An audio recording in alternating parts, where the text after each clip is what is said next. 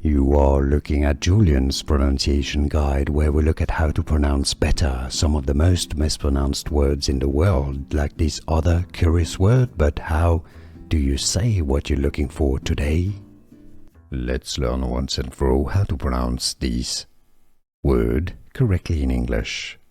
Investor is the British English pronunciation. Investor. The American English pronunciation, by the way, if you want to learn more confusing vocabulary, stay tuned, more pronunciation videos coming up. Investor, that's your American English pronunciation. Investor, American English, US pronunciation, or how to pronounce English pronunciation, investor. And now you know. Here are more videos on how to pronounce more confusing words and names too many mispronounced. Like this video if you found it useful. I appreciate your support. I'll see you soon and thanks for watching.